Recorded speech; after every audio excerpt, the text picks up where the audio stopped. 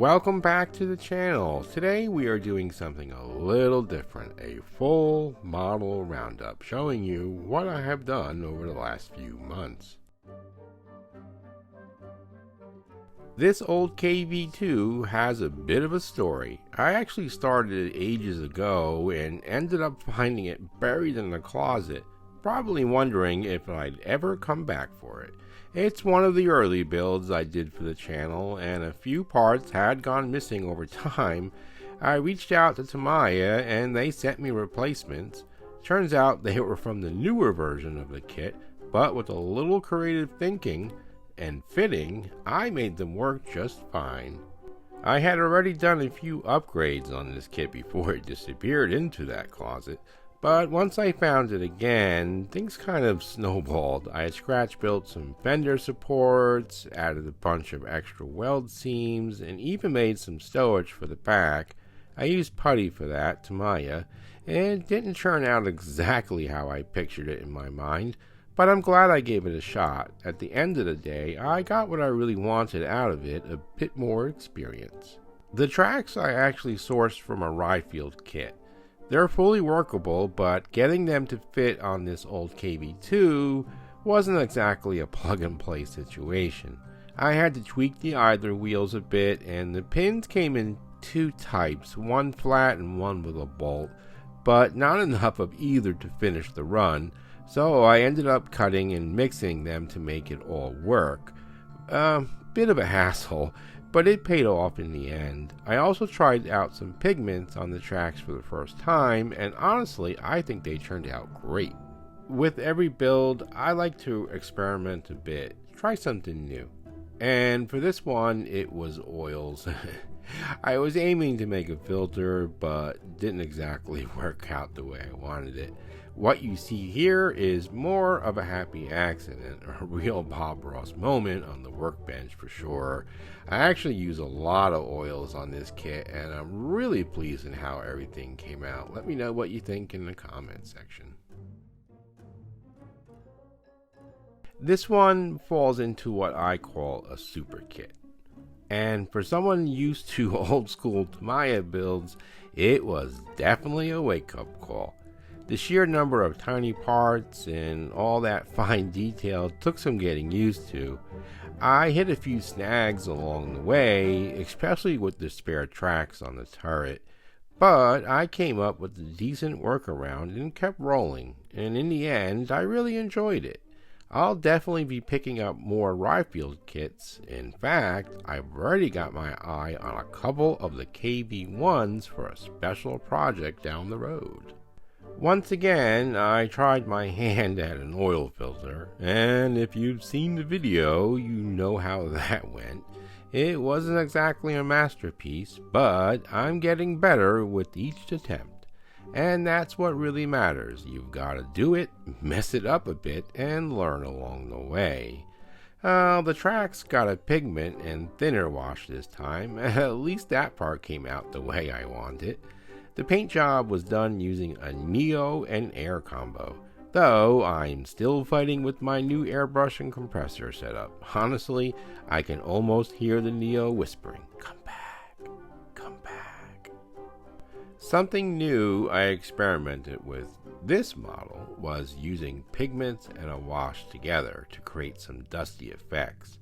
I think it worked pretty well, maybe a bit heavy in spots, but that's how you learn. Next time I'll dial it back a few notches. The chipping on this build, and my computer just went black. Hold on one second, please. Okay, on this build was done before I discovered the mighty dauber, and I have to admit, I might need to go back to the brush for a bit. I know, I can't believe I'm saying it either. But sometimes, even with the dauber, less really is better. Oh no, I really said it. Oh, that was a big click. The new trick I tried here was the leather dye dauber. And yeah, it actually works really well. You'll see it shine even more on the upcoming Carro Armato Armato build.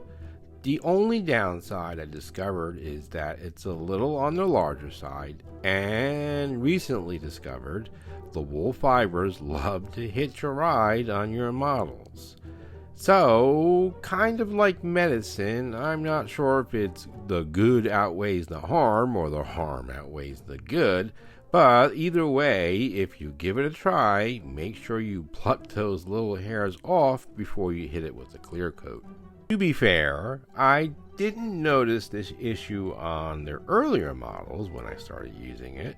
It only popped up during my Tiger build, but I really went all out with the rust effects on that one, so maybe it was just too much of a dauber in one go, or maybe the dauber is just making a dramatic comeback. I can practically hear it now. Come back. Nah, I'll always use the dauber. The dauber is the best tool. It certainly is. Using some historical photos as my guide, I added all the stowage and fuel trailer you see here. So that kit was a really horrible kit, and I threw the box away, so I don't remember what it was. But anyway, to the stowage. That looks great. The jerry can was all scratch built. I used a mix of putty and tissue papers. The little wood slats on the side, I saw that on a historical photo, so I added it. The spare wheel, the helmets, all came from spare parts. It's the first time that I really successfully used stowage on a model kit, and I'm so proud of that, and it looks really awesome. The Carro Armato. Building this model, I wanted to do the video voiceover in an Italian accent. That would have been so cool. Anyway, using historical photos again, I added the spare tracks on the turret, just like they did back in the day. Fun fact, it actually caused overheating issues, probably because those tracks were so heavy. And one thing I tried that was kind of a regret, and a commenter, one of my viewers, mentioned it, was removing the fenders. Sure, I'd seen it done on some photos, but those were from a completely different theater, not in the desert. On the bright side, it does show off the Friulmodel tracks really nicely. The sandbags were kind of an afterthought, and since they weren't primed properly, painting them was a bit of a struggle. I don't know what it was. The putty to paint didn't work that well. If I had sprayed it, maybe it would have been better. Would have went on better. But anyway, I do it differently next time. Definitely nail the colors and maybe fade them a bit more to really sell that desert look.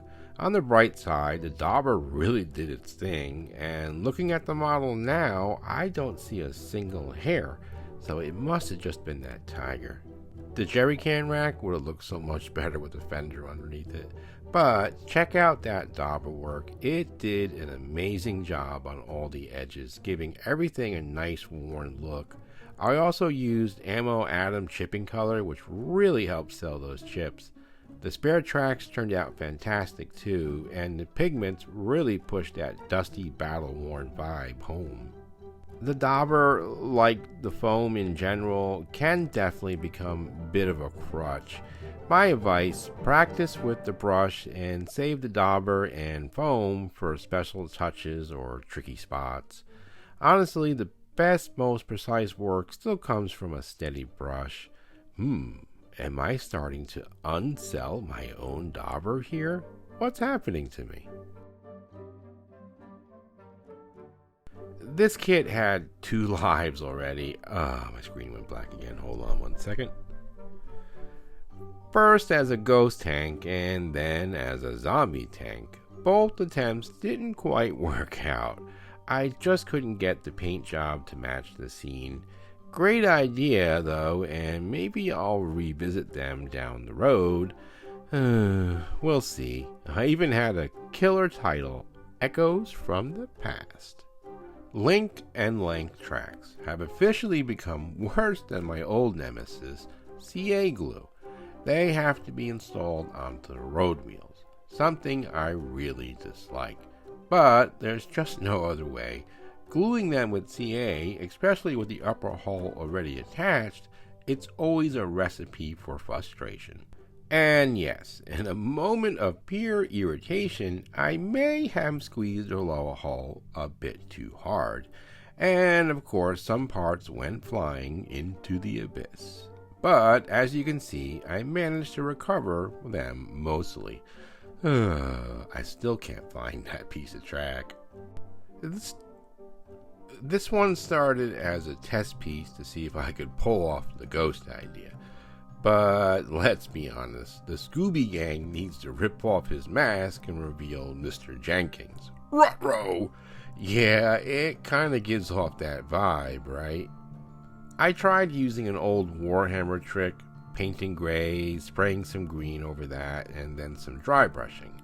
It worked great for the Army of the Dead. Ooh, screen's black again. Hold on one second. Sorry, I have to keep going. So where was I? And it works great for the Army of the Undead, but at 135 scale, the idea just didn't translate as well as I hoped. In fact, that's probably why you haven't seen much more of this build. It just kind of went south over the winter. On the bright side, I'm really happy with how the weathering turned out, so at least I can take something positive away from it. I haven't rambled at all yet, so let's fix that.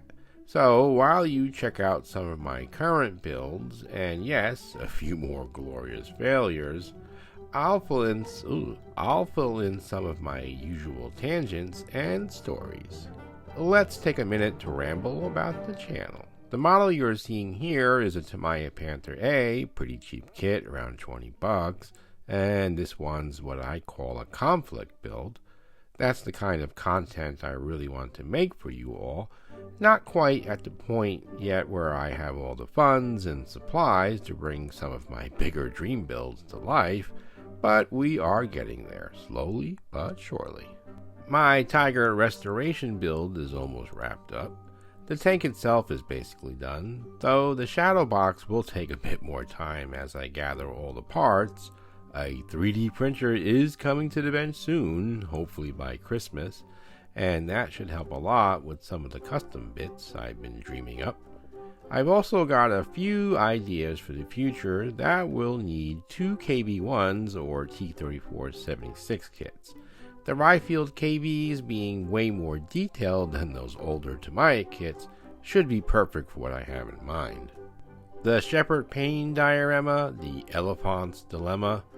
Well, once again, I didn't have all the supplies to bring it fully to life. One day, though, I definitely will. As for this kit, it didn't exactly go as planned. The custom work on the trailer bed, yeah, didn't fit because I had the wrong kit, and the flat gun I really needed, out of production and crazy expensive.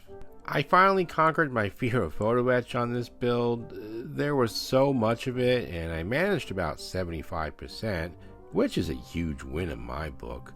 As for CA glue, using VMS Black seemed to help. At least being able to see it made a bit of a difference. Like that truck outside if you can hear it.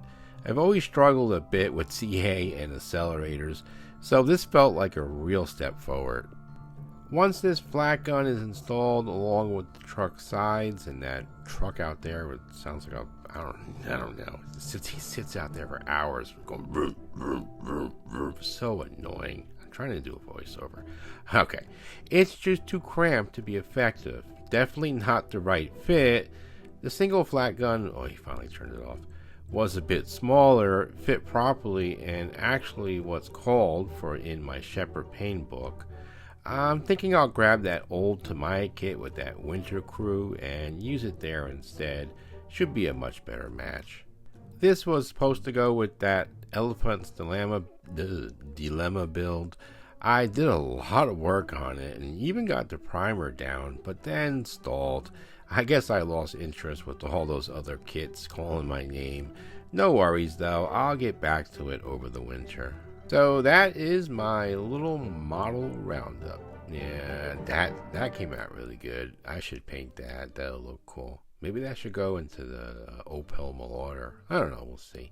Anyway, I want to thank you all for watching. Thanks for supporting the channel. And I will see you. I even made a little baguette, and he's holding the bottle of vino.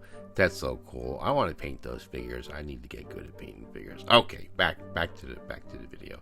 All right. Thanks for watching. Thanks for supporting the channel. And I will see you in the next video.